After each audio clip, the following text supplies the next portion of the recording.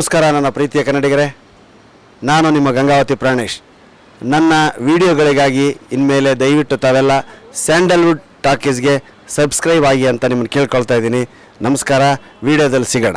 ನಮಸ್ಕಾರ, ನಾನು ಗಂಗಾವತಿ ಪ್ರಾಣೇಶ್.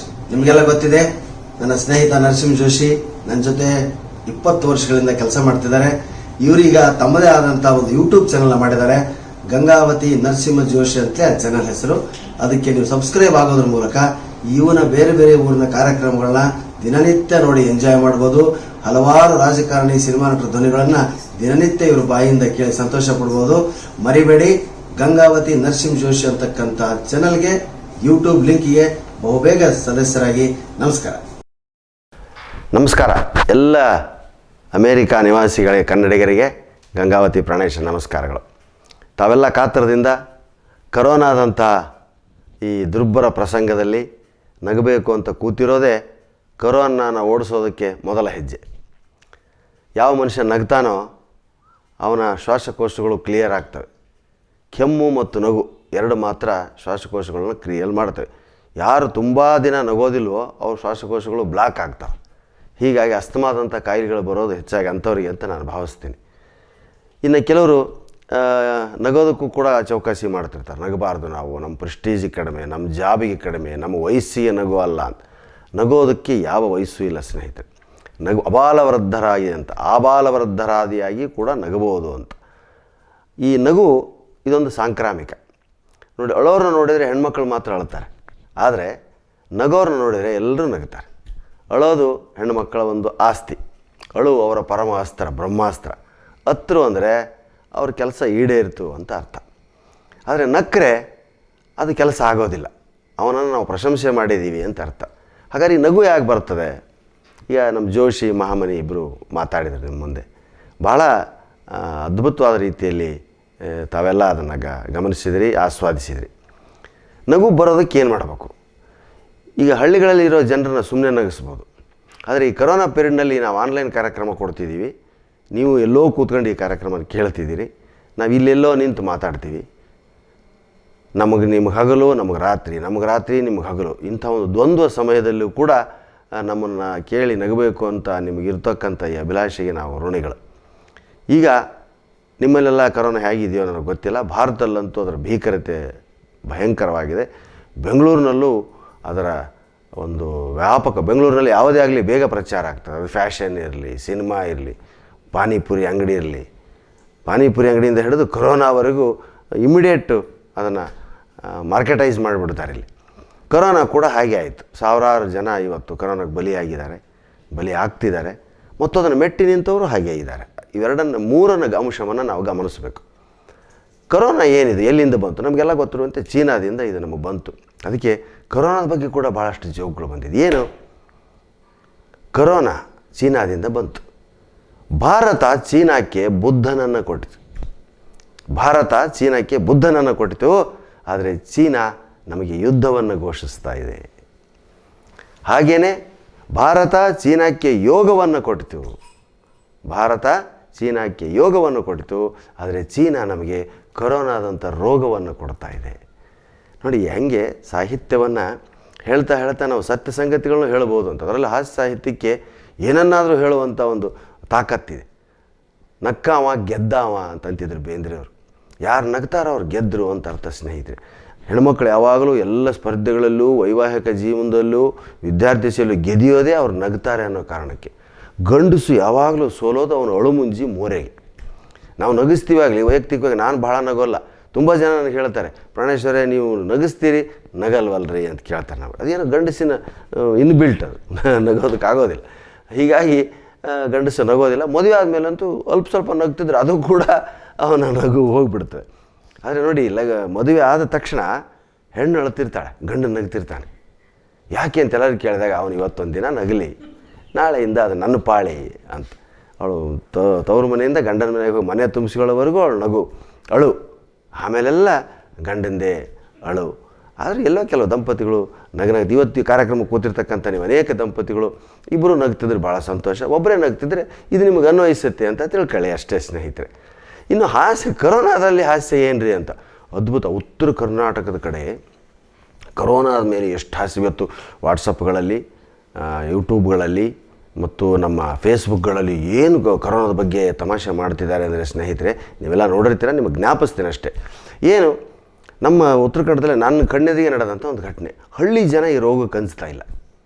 ಈ ಕಾಮನ್ನಪ್ಪ, ಏನು ಕೆಮ್ಮಿದ್ರೆ ಕರೋನಾ ಅಂದರೆ ಹೆಂಗೆ? ನಾನು 20 ವರ್ಷದಿಂದ ಕೆಮ್ಮಾಕತ್ತೀನಿ, ಕೆಮ್ಮಿದವರೆಲ್ಲ ಕರೋನಾ ಅಂತ ಅಂದುಕೊಂಡು ಈ ಬೆಂಗಳೂರು ಮಂದಿ ಪಟಕ್ನ ಯಾವನಾದ್ರು ಕೆಮ್ಮಿದ್ರೆ ಬಾಯಿ ಮುಚ್ಕೊಂತಾರೆ, ಸೀನಿದ್ರೆ ಓಡಿ ಹೋಗ್ತಾರೆ, ಬಾಂಬ ಬಿತ್ತನೋ ಅನ್ನೋಂಗೆ ಮಾಡ್ತಾರೆ.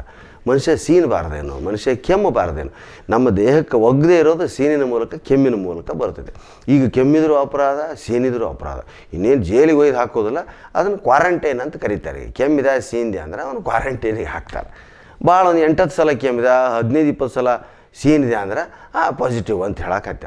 ಆದರೆ ಹಳ್ಳಿ ಜನರಲ್ಲಿ ಇದು ಹಳ್ಳಿಯಾಗೆ, ಸಿಟಿಯಾಗೆ ಜಾಸ್ತಿ ಹಬ್ಬಾಕತ್ತೈತಿ. ಅದು ಭಾಳ ಆಶ್ಚರ್ಯಕರ. ಅಲ್ಲಿ ಜನ ಇನ್ನೂ ಓಪನ್ನಾಗಿ ಹಾಕೊಂಡಿರ್ತಾರೆ, ಎಲ್ಲಿ ಬೇಕಲ್ಲಿ ತಿನ್ನಕತ್ತಾರ. ಇವ್ರ ಸಲುವಾಗಿ ಅವ್ರು ಕಟ್ಟಿಕೊಂಡು ಅಡ್ಡಾಡಕತ್ತಾರ. ಈ ನಮ್ಮಲ್ಲಿ ಬ್ಯಾಂಕಿನಾಗ ಮೋದಿಯವರು 500 ರೂಪಾಯಿ ಕೊಡೋದಕ್ಕತ್ತಾರ ಬಡವರಿಗೆ. ಅದಕ್ಕೆ 5,000 ಜನ ಕ್ಯೂ ನಿಂತಾರೆ. ಅವು ಸೀಲ್ ಹಾಕಿ ಒಳಗೆ ಹೋಗ್ರಿ ಅಂತ ಕಳ್ಸೋದಕ್ಕತ್ತಾನೆ ಬ್ಯಾಂಕಿನಾಗ. ಒಬ್ಬ ಹಳ್ಳಿ ಮನುಷ್ಯ ಬಂದ, ಕೊಟ್ಟ ನೋಡ್ತಾನೆ, ಅವ್ನು ಮಾಸ್ಕ ಇಲ್ಲ, ಅವನು ಸ್ಯಾನಿಟೈಸರ್ ಕೈ ಹಾಕಿದ್ರೆ, ಅವ್ನು ಕೈ ಹಾಕಿದ್ರೆ ತೀರ್ಥ ಅಂತೇಳಿ ತೊಗೊಳಕ್ಕೆ ಹೋಗ್ಬಿಟ್ಟ. ಕುಡಿಬೇಡ, ಕೈ ತಿಕ್ಕ ಮೈಗೆಲ್ಲ ಒರೆಸ್ಕೊಂಡ್ಬಿಟ್ಟ ಅದು. ಆಮೇಲೆ ಮಾಸ್ಕ್ ಇಲ್ಲಪ್ಪ ನಿನಗೆ, ಒಳಗೆ ಬಿಡೋಂಗಿಲ್ಲ. ಮಾಸ್ಕ್ ಅಂದ್ರೆ ಬಟ್ಟೆ ಕಟ್ಕೋಬೇಕು ಬಾಯಿಗೆ, ಬಟ್ಟೆ ಕಟ್ಕೊಂಡು ಹಿಂಗೆ ಕಿವಿ ಹಿಂಗೆ ಸಿಗ ಹಾಕೋಬೇಕು ಅದನ್ನು. ಎದಕ್ಕೆ ರೀ? ಬಾಯಿ ಅಷ್ಟೇ ಹಾಕಿ ಮುಗಿ ಅಷ್ಟೇ. ಕೊರೋನಾ ವೈರಸ್ ಕ್ರಿಮಿಗಳು ಹೋಗ್ತಾವ. ಅಲ್ಲ, ನಾ ಇಲ್ಲೇನು ಕಟ್ಕೊತೀನಿ ರೀ, ಮತ್ತು ಬೇರೆ ಕಡೆಯಿಂದ ಒಳಗೆ ಹೋದ್ರಿ ಎಲ್ಲ ಕಡೆ ಹೆಂಗೆ ಕಟ್ಕೊಳಕ್ಕೆ? ನೋಡ್ರಿ, ಒಂದು ಎಂಥ ಕ್ರಿಯೇಟಿವ್ ಮೈಂಡ್ ಅದು. ಅದು ನಮಗೆ ಗೊತ್ತಿಲ್ಲ, ಬಾಯಿ ಒಂದು ಕಟ್ಕೊಂಡು ನೀನು ಒಳಗೆ ಬಿಡ್ತೀನಿ, ಇಲ್ಲಿ ಒಳಗೆ ಬಿಡೋಲ್ಲ, ಇನ್ನು ಸರಿ ಕ್ಯೂ ಬಿಡೋದು. ಎಂಥ ಕ್ರಿಯೇಟಿವಿಟಿ ಹಳ್ಳಿಯವ್ರದ್ದು ಅಂದ್ರೆ ಹೇಳ್ತೀನಿ. ಅವ ನಮ್ಮಂಗೆ ಪ್ಯಾಂಟ್ ಅಲ್ಲ ಏನು ರೀ, ಪ್ಯಾಂಟನ್ನು ಹಡ್ಕೊಳಕ್ಕೆ ಸಾಧ್ಯ ಇಲ್ಲ, ಹರ್ಕೊಳಕ್ಕೆ. ಧೋತ್ರ ಚುಂಗ ಮ್ಯಾಗೆ ಎತ್ತಿದ, ಧೋತ್ರ ಹರಿದ, ಬಾಯಿಗೆ ಅಲ್ಲೇ ಕಟ್ಟಿಬಿಟ್ಟ. Immediate mask ready. ಯಾವ ಕಂಪ್ನಿ ಮಾಸ್ಕಿಗೆ ಹೋಗಲಿಲ್ಲವ, ಯಾವ ರಾಜ್ಯ ಅದು? ರಾಮರಾಜ್ ಮಾಸ್ಕ್ ಹುಡ್ಕೊಂಡು ಹೋಗಲಿಲ್ಲ, ಬ್ಯಾಂಕಿನವ್ರು ಮಾಸ್ಕ್ಗಳು ಮಾಡ್ಯಾರ. ಎಷ್ಟು ಜನ ಮಾಸ್ಕ್ ಇವತ್ತು ಅಲ್ಲೇ ಧೋತ್ರ ಹರಿದ ಕಟ್ಟಿಕೊಂಡಿಲ್ಲ, ನಡೆ ಒಳಗೆ ಹೋದ. ಅಂದರೆ ಈ ಧೈರ್ಯ ನಮ್ಮಲ್ಲಿ ಮಾಸ್ಕ್ ಹಾಕ್ಕೊಂಡ್ರು ಕೂಡ ಕೆಲವು ಜನ ಮತ್ತೆ ಮ್ಯಾಗ ಕೈ ಮುಚ್ಚಿಕೊಂಡಿರ್ತಾರೆ. ಈಗ ಇನ್ನೂ ಈ ಕೊರೋನಾ ಹೋದ್ಮೇಲೆ ನಮಗೆ ಮಾಸ್ಕ್ ಹಾಕ್ಕೊಂಡ್ರದಕ್ಕೆ ಮತ್ತೊಂದು ಹೊಸ ರೋಗ ಬರ್ತದೆ ಅಂತ ನನಗೆ ಅನ್ನಿಸ್ತದೆ. ಮಾಸ್ಕ್ ಹಾಕ್ಕೊಂಡು ನಮ್ಮದೇ ನಾವು ಉಸಿರಾಡಿ. ನಮ್ಮ ಗುರುಗಳಾಗಿರ್ತಕ್ಕಂಥ ಬೀಚಿಯವರು ಆ ಕಾಲದಲ್ಲಿ ವಿದ್ಯಾರ್ಥಿಗಳಿಗೆ ಒಂದು ಪ್ರಶ್ನೆ ಕೇಳಿದ್ರಂತೆ. ಏನು? ಕಿವಿ ಇಲ್ದಿದ್ರೆ ಏನಾಗ್ತದೋ? ಕಿವಿ ಕೇಳಿಸಂಗಿಲ್ಲ ರೀ ಅಂತ ರ್ಯಾಂಕ್ ಸ್ಟೂಡೆಂಟ್ ಅವ. ಕಿವಿ ಕೇಳಿಸ ಸರ್, ಕಿವಿ ಇಲ್ದಿದ್ರೆ ಕಿವಿ ಕೇಳಿಸಲ್ಲ ಸರ್. ವೆರಿ ಗುಡ್, ಕೂತ್ಕೋ. ಸಿದ್ಲಿಂಗ ನೀ ಹೇಳಲ್ಲ, ಸಿದ್ಲಿಂಗ ಎದ್ನಿಂತ. ಸರ್, ಕಿವಿ ಇರಲಿಲ್ಲ ಅಂದ್ರೆ ಕಣ್ಣು ಕಾಣಿಸೋದಿಲ್ಲ ರೀ ಅಂದವ. ಹುಚ್ಚೊಳೆ ಮಗನ, ಕಿವಿ ಇಲ್ದಿದ್ರೆ ಕಣ್ಣು ಹೆಂಗೆ ಸಂಬಂಧ ಇಲ್ಲ? ಕಿವಿನ ಬೇರೆ, ಕಣ್ಣ ಬೇರೆ. ಕಿವಿ ಇಲ್ದಿದ್ರೆ ಕಣ್ಣು ಕಾಣಿಸೋದು ಹೆಂಗೆ ಹೇಳ್ತೀರಿ? ಸರ, ನಾವು ಟೊಪಿಗೆ ಹಾಕ್ಯಂತೀವಿ ರೀ ಹಳ್ಳಿ ಜನ. ಕಿವಿ ಇರಲಿಲ್ಲ ಅಂದ್ರೆ ಟೊಪಿಗೆ ತಲೆ ಮ್ಯಾಗ ನಿಂದಿರೋದಿಲ್ಲ ರೀ, ಕೆಳಗೆ ಇಳಿತೈತಿ, ಕಣ್ಣು ಬಂದಾಗ್ತಾವ. ಓ ತಂದೆ, ಎಂಥ ಶಾಣೆಲಿ ರೀ, ಹೌದರಲ್ಲಿ. ಇದು ಉತ್ತರ ನಿಜಾನೇ. ಆದರೆ ಈ ಥರ ಉತ್ತರ ಕೊಡೋದಕ್ಕೆ ವಿಶಿಷ್ಟವಾದಂಥ ಜೀವನಾನುಭವ ಜನರ ಜೊತೆ ಬೆರ್ತಿರೋದು ಬೇಕು. ಇದಕ್ಕೆ ಆರ್ಡಿನರಿ ಹುಡ್ರೆ ಸಾಕು. 35 ಮಾರ್ಕ್ಸ್ ತೊಗೊಳೋ ಇಂಥ ಉತ್ತರ ಕೊಡ್ತಿರ್ತಾವೆ, ರ್ಯಾಂಕ್ ತೊಗೊಳೋ ಕರೆಕ್ಟ್ ಕೊಡ್ತಿರ್ತಾವೆ. ಈಗಿನ ಹಾಸ್ಯವನ್ನು ಹೆಂಗೆ ಮಾಡ್ಬೋದು ನಾವು ಅಂದ್ರೆ, ಸರ ಕಿವಿ ಇರೋದು ಎದಕ್ಕಂದ್ರೆ ಮಾಸ್ಕ್ ಕಟ್ಟಿಕೊಳಕ್ಕೆ.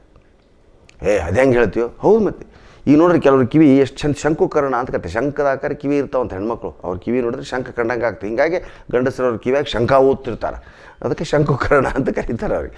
ಆ ಶಂಕದಂಥ ಕಿವಿ ಈಗ ನಮ್ಮ ಹಾಕ್ಕೊಂಡು ಮಾರ್ಚ್ನಿಂದ ಈಗ ನಾಳೆ ನವಂಬರ್ ತನಕ ಇರ್ತೈತೆ, ಏನೋ ದೀಪಾವಳಿ ತನಕ ಅಂತಾರೆ. ಕಿವಿ ಹಿಂಗಾಗಿ ಅವೆಲ್ಲರೂ ನೋಡಿರಲಿ ಗಜಕರ್ಣ ಆಗ್ಯಾವ. ಈಗ ಶಂಕುಕರ್ಣ ಹೋಗಿ ಗಜಕರ್ಣ ಅಂತಂತ ಕಿವಿ ಹಿಂಗೆ ಮುಂದೆ ಬಂದಾವ.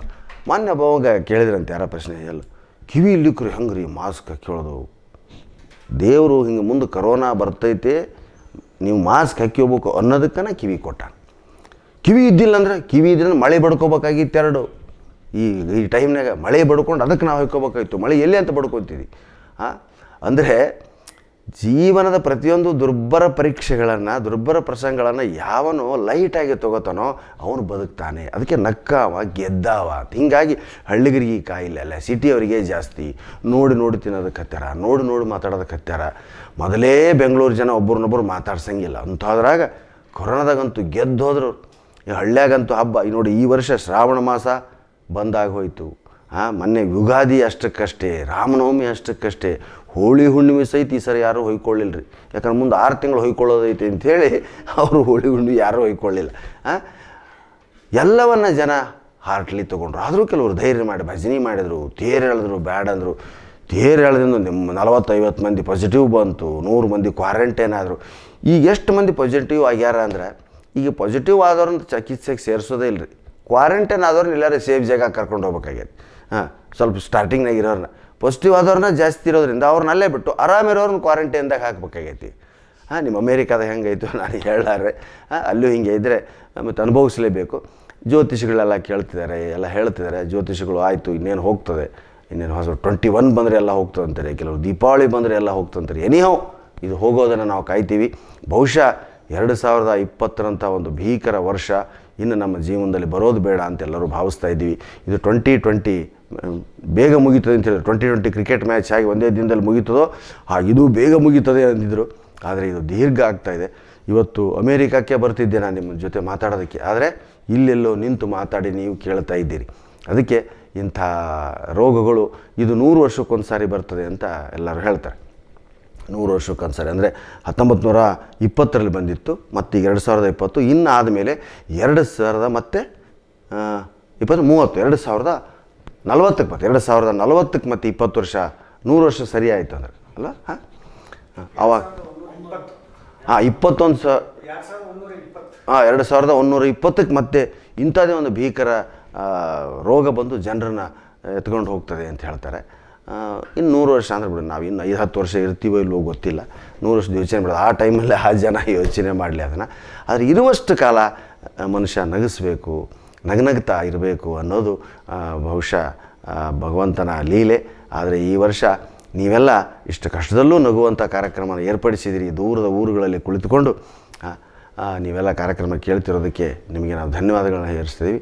ಹಾಸ್ಯಕ್ಕೆ ಇಂಥದೇ ವಸ್ತು ಅಂತಿಲ್ಲ ಸ್ನೇಹಿತರೆ.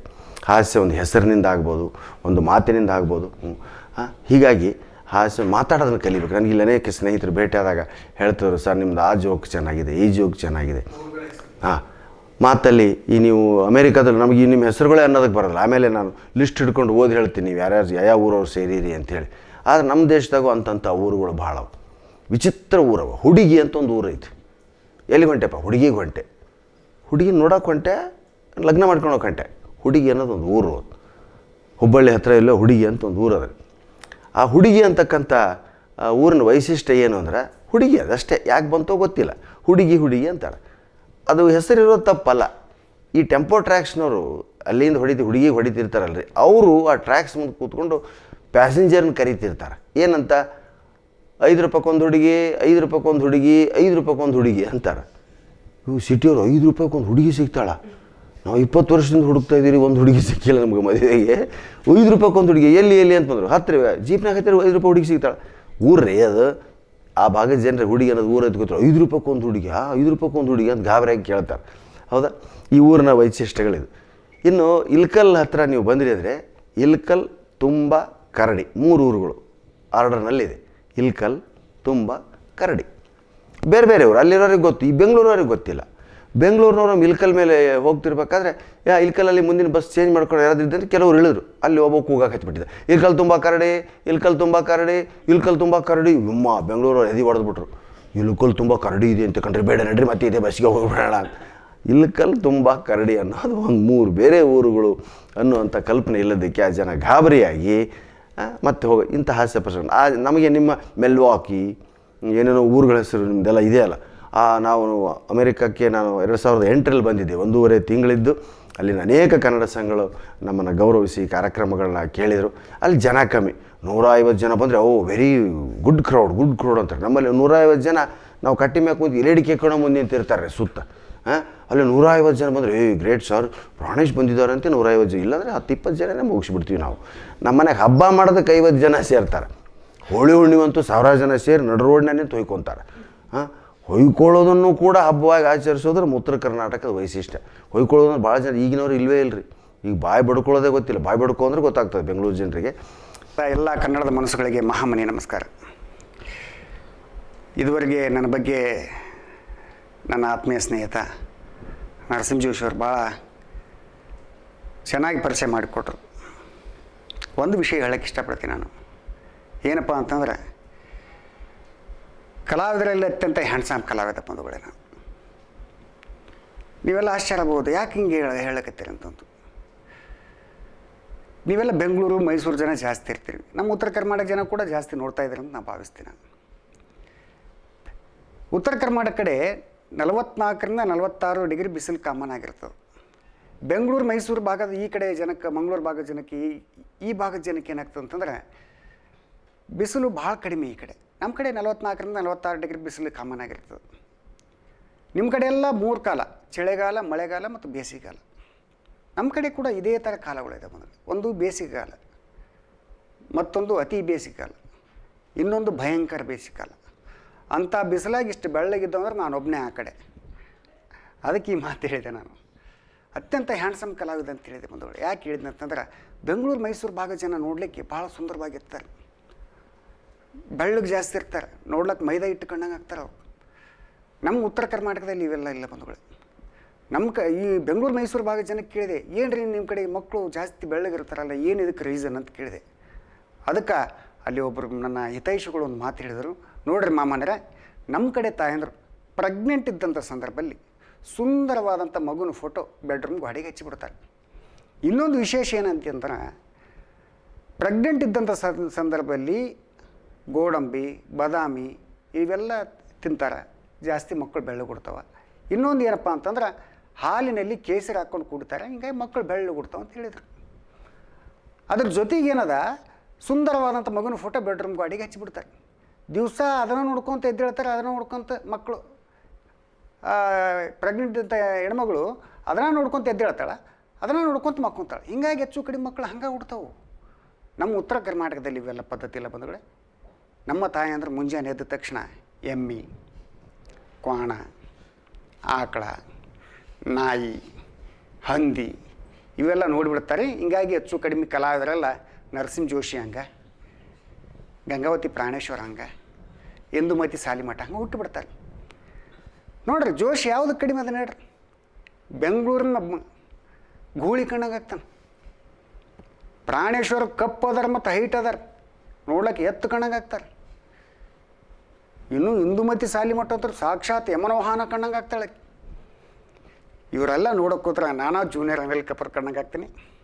ನಿಮ್ಗೆ ಖುಷಿ ಆದ್ರೆ ಚಪ್ಪಾಳೆ ತಟ್ಟಿ ದಯವಿಟ್ಟು. ಯಾಕೆ ಹೇಳಕತ್ತೀನಂದ್ರೆ ಚಪ್ಪಾಳೆ ತಟ್ಟೋದ್ರಿಂದ ಭಾಳ ಒಳ್ಳೆ ಬೆನಿಫಿಟ್ ಇದೆ ಬಂಧುಗಳು. ಚಪ್ಪಾಳೆ ತಟ್ಟೋದ್ರಿಂದ ರಕ್ತ ಸಂಚಲನ ಜಾಸ್ತಿ ಆಗ್ತದೆ, ಆರೋಗ್ಯ ಸುಧಾರಿಸ್ತದೆ. ಅದಕ್ಕೆ ಅವಾಗ ಚಪ್ಪಾಳೆ ತಟ್ಟ್ರಿ. ಹೆಣ್ಮಕ್ಳಿಗೊಂದು ವಿಶೇಷವಾದಂಥ ಸೂಚನೆ, ನೀವು ಚಪ್ಪಾಳೆ ತಟ್ಟುವಂಥ ಸಂದರ್ಭದಲ್ಲಿ ಕೈಯನ್ನು ಹಿಂಗೆ ಮುಂದೆ ತರಬೇಕು. ಇಲ್ಲಿ ಕಲ್ಪನೆ ಮಾಡ್ಕೋಬೇಕು, ನಿಮ್ಮ ಗಂಡನ ಫೋಟೋ ಐತೆ ಅಂತ ಕಲ್ಪನೆ ಮಾಡ್ಕೋಬೇಕು. ಅಂದಾಗ ಚಪ್ಪಾಳೆ ಬಡಿಲಿಕ್ಕೆ ಭಾಳ ಖುಷಿ ಅನಿಸ್ತದೆ ನಿಮ್ಗೆ. ಗಂಡಸ್ರಿಗೆ ಕೂಡ ಇದೇ ಮಾತನ್ನು ಹೇಳ್ತೀನಿ, ಕೈ ಮುಂದೆ ತಂದು ಕೊಡ್ರಿ, ಆದರೆ ಹೆಂಡ್ತಿ ಫೋಟೋ ಮಾತ್ರ ಕಲ್ಪನೆ ಮಾಡ್ಕೊಳಕ್ಕೆ ಹೋಗ್ಬೇಡ್ರಿ. ನಿಮಗೆ ಯಾರು ಮದುವೆ ಮಾಡಿಸ್ಯಾನಲ್ರಿ ಬಟ್ಟ ಅವ್ರ ಫೋಟೋ ಕಲ್ಪನೆ ಮಾಡ್ಕೊಡ್ರಿ. ಚಪ್ಪಾಳೆ ಜೋರು ತಟ್ಟಂಗೆ ಅನಿಸ್ತದೆ ನಿಮ್ಗೆ. ಅದಕ್ಕೆ ಚಪ್ಪಾಳೆ ತಟ್ರಿ. ಇವರು ದಯವಿಟ್ಟು ನರಸಿಂಹ ಜೋಶಿ ಅವ್ರು ಬರಬೇಕು. ನನ್ನ ಆತ್ಮೀಯ ಗೆಳೆಯ ಬಂಧುಗಳೇ, ಜೀವದ ಗೆಳೆಯ ನಿಜವಾಗಿ ಹೇಳ್ಬೇಕಂತಂದ್ರೆ. ಅಲ್ಲ, ನಾನು ಇನ್ನೊಂದು ಸ್ವಲ್ಪ ಮಾತಾಡೋದು ಬಿಟ್ಟಿದ್ದೆ. ಅನಿಲ್ ಕಪೂರ್ ಕಣ್ಣಂಗೆ ಅವರೇ ಹೇಳಿದರು, ಮತ್ತು ಇಷ್ಟು ಬೆಳ್ಳಗಿದ್ದೀನಿ ಅಂತ ಹೇಳಿದ್ರು. ಸಂತೋಷ, ಭಾಳ ಸಂತೋಷ. ಬೆಳ್ಳಗೆ ಯಾರು ಇರ್ಬೇಕಂದ್ರೆ ಹೆಣ್ಣು ಹುಡುಗಿಯರು ಇರಬೇಕು. ಹುಡುಗರು ದಷ್ಟಪುಷ್ಟ ಆಗಿರ್ಬೇಕು. ಹುಡುಗಿ ನೋಡೋಕೆ ಹೋದ್ರೆ ಹುಡುಗಿ ಹೆಂಗೆ ಆಡ್ರಿ, ತೆಳ್ಳಗೆ ಬೆಳ್ಳಗೆ ಚಂದ ಆಡ್ರಿ ಅಂತಾಳೆ. ತೆಳ್ಳಗೆ ಬೆಳ್ಳಗೆ ಹುಡುಗಿಯರು ಇರಬೇಕು, ಹುಡುಗರು ನಮ್ಮಂಗಿರ್ಬೇಕು ಅಂತ ನನ್ನ ಅಭಿಪ್ರಾಯ. ಇವ್ರು ಹೇಳಿದ್ರು, ಇವರು ಇನ್ನೊಂದು ಮಾತು ಹೇಳೋದು ಮಾಡ್ತಾರೆ, ಏನೋ ನೀವು ಭಾಳ ಇಲ್ಲ. ನಮ್ಮ ತಾಯಿ ನನಗೆ ಹೇಳ್ತಾ ಇದ್ಲು, ದೇವರಿಂದ ಹೊರ ಪಡೆದು ಹುಟ್ಟಿನ ಅಂತ ಹೇಳ್ತಿಲ್ಲ ನಮ್ಮ ತಾಯಿ. ಏನಂದರೆ ದೇವರಿಂದ ಹೊರ ಪಡೆದು ಹುಟ್ಟಿನ ಅಂತ ಹೇಳ್ತಾ ಇದ್ಲು.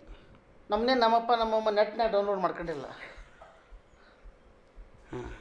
ನಾವು ದೇವರು ಹೊರ ಪಡೆದ ಹುಟ್ಟಿವಿ. ಆದರೆ ನಮ್ಗೆ ಅಖಂಡ ಆಶೀರ್ವಾದ ಆಗಿರೋದ್ರಿಂದ ನಾವು ಹೆಂಗೆ ಹುಟ್ಟಿವಿ, ನೀವು ಹೆಂಗೆ ಹುಟ್ಟಿದೆ ಅಷ್ಟೇ. ಆಶೀರ್ವಾದ ಅಖಂಡ ಆಗೈತಿಲ್ಲ ನಂಗಲ್ಲ, ಈ ಗಜಾನನೇ ಹುಟ್ಟಿದಂಗೆ ಆಗೈತ್ರಿ ಇದು. ಈಗ ನೋಡ್ರಿ ಗಜಾನನ ಪಕ್ಕ ಇಲ್ಲೇ ನಿಂತಂಗೆ ಆಗೈತೆ. ನನ್ನನ್ನು ಇಲ್ಲಿಗೆ ಹೋಲಿಸಿದ್ರು, ತುಂಬ ಸಂತೋಷ ಬಂಧುಗಳೇ. ನೀವು ಯಾವಾಗಲಾದರೂ ಅಮೇರಿಕದಿಂದ ಇಂಡಿಯಾಕ್ಕೆ ಬಂದಂಥ ಸಂದರ್ಭದಲ್ಲಿ ಈ ಒಂದು ಗಣೇಶನನ್ನು ಎಲ್ಲಿಯಾದ್ರೂ ಕರ್ಕೊಂಡೋಗಿ ವಿಸರ್ಜನೆ ಮಾಡಿರಿ. ವಿಸರ್ಜನೆ ಮಾಡೋ ಗಣೇಶ ಅಲ್ಲ ಇದು. ಇದು ಜೀವಂತವಾಗಿ ಓಡಾಡೋ ಗಣೇಶ. ಹಾಂ, ನನ್ನ ಬಗ್ಗೆ ಏನೇನೋ ಹೇಳಿದ್ರು ಬಂಧುಗಳೇ. ದುಬೈಗೆ ಹೋಗಿದ್ದೀವಿ, ಅಲ್ಲಿ ಒಂದು ತೂಕದ ಮಷಿನ್ ಇತ್ತು. ಆ ತೂಕದ ಮಷಿನ್ ಮೇಲೆ ಹೋಗಿ ನಾನು ಹೋಗಿ ನಿಂತಾಗ ಆ ಮಷಿನ್ ಏನಂತಂಬುದು ಅವ್ರು ಮಾತ್ರ ಹೇಳಿದರು. ಅವರು ಹೋಗಿ ನಿಂತಾಗ ಆ ಮಷಿನ್ ಏನಂತಂಬುದು ಹೇಳಲಿಲ್ಲ. ನಾನು ಬಿಡಲಿಲ್ಲ ಮಗ, ಒತ್ತಾಯ ಮಾಡಿ ಆ ಮಷಿನ್ ಮ್ಯಾಗ ಹೋಗಿ ನಿಲ್ಲಿಸಿ 5 ರೂಪಾಯಿ ಕಾಯಿನ್ ಹಾಕಿಸಿದೆ. ಕಾಯಿನ್ ಹಾಕಿದ ತಕ್ಷಣ ಮಷಿನ್ ಹೇಳಕ್ಕೆ ಸ್ಟಾರ್ಟ್ ಮಾಡ್ತೀವಿ. ಏನಂತೇಳಿ, ದಯವಿಟ್ಟು ಒಬ್ಬೊಬ್ಬರಾಗಿ ಬನ್ನಿ, ದಯವಿಟ್ಟು ಒಬ್ಬೊಬ್ಬರಾಗಿ ಬನ್ನಿ ಅಂತಂದು. ನಾ ಬೈದೆ, ಇವನವು ನಿಂದು ಒಂದು ಜನ್ಮ ಅಲ್ಲ ಎಂದೆ ನಾನು. ಹಂಗೆಲ್ಲ ನಮ್ಮ ಉತ್ತರ ಕರ್ನಾಟಕ ಭಾಷೆದ ಬೈಲಕ್ಕೆ ಹೋಗ್ಬೇಡ ಅಂತೇಳಿ ವಿನಂತಿ ಮಾಡ್ಕೊಂಡ ಸುಮ್ಮನಾದೆ ಬಂಧುಗಳೇ. ಇವ್ರ ಬಗ್ಗೆ ಹೇಳೋಷ್ಟು ಭಾಳ ಐತ್ರಿ. ಒಂದು ದಿವಸ ಮುಂಜಾನೆ 7 ಗಂಟೆಗೆ ಇವ್ರ ಮನೆಗೆ ಮಕ್ಕೊಂಡಿದ್ದೆ ನಾನು. ಮುಂಜಾನೆ 7 ಗಂಟೆಗೆ ಇವ್ರ ಬೆಡ್ರೂಮ್ಲಿಂದ ಇತ್ತು ಧ್ವನಿ ಕೇಳಕತ್ತಿದ್ದ ನನಗೆ. ಏ ಜ್ಯೋತಿ, ಇದು ನೆನೆದಿದೆ ಸರ್ ಜ್ಯೋತಿ, ಏ ಜ್ಯೋತಿ ಮಾಮನಿ ಎಲ್ಲಿದ್ರಿ, ನನಗೆ ಲಕ್ಕವಾಗ್ಯದ ಅಂದ. ಓಡಿ ನೋಡ್ತೀರಿ, ಲಕ್ಕವಾಗ್ಯದ ಅಂತೇಳಿ ಹೆಂಗೆ ಅನ್ಲಕತ್ತಿದ್ಯೋ ಜೋಶಿ ಅಂದೆ. ನೋಡು ಕಾಲು ಎತ್ತಕ್ಕೆ ಬರೋಲ್ದು ಒಂದು ಕಾಲು ಅಂತಂದ. ನೋಡ್ತೀವಿ ರೀ, ರಾತ್ರಿ ಮಕ್ಕೊಂಡೊತ್ನಾಗ ಏನು ಮಾಡ್ಯಾನಂದ್ರೆ ಪೈಜಾಮ್ದಾಗ 2 ಕಾಲು ಒಂದದ್ರಾಗ ಸೇರಿಸ್ಬಿಟ್ಟಾನ. ಇನ್ನೊಂದು ಕಾಲು ಜಜ್ಮೆಂಟಾಗ ಸಿಗೋಲ್ದು. ಎಲ್ಲೈತೆ ಅಂಬುದು ಗೊತ್ತಾಗಲ್ದಲ್ಲ ರೀ. 2 ಎತ್ತಕತ್ತೇನೆ, ಒಂದು ಕಾಲು ಕಾಣ್ಲಕತ್ತೆ, ಇನ್ನೊಂದು ಕಾಲು ಕಾಣವಲ್ಲ. ಈ ಥರದ ವಿಶೇಷತೆಗಳು ಭಾಳ ಅದಾವ್ರಿ. ಒಂದು ಸಲ ಇವ್ರ ಮನ್ಯಾಗ ಪ್ಲಗ್ನಾಗ್ಲಿಂದ ಹೊಗೆ ಬರಾಕತ್ತದ. KEB ಅವ್ರಿಗೆ ಫೋನ್ ಮಾಡ್ಯಾನ, ಏನಂತೇಳಿ, ಯಾರ ಸಿಗರೇಟ್ ಸೇದಕತ್ತಾರೆ ನೋಡ್ರಿ, ನಮ್ಮನೆ ಬೆಂಕಿ ಬರ್ಲಾಕತ್ತಿತ್ತು ಅಂತ ಒಂದು.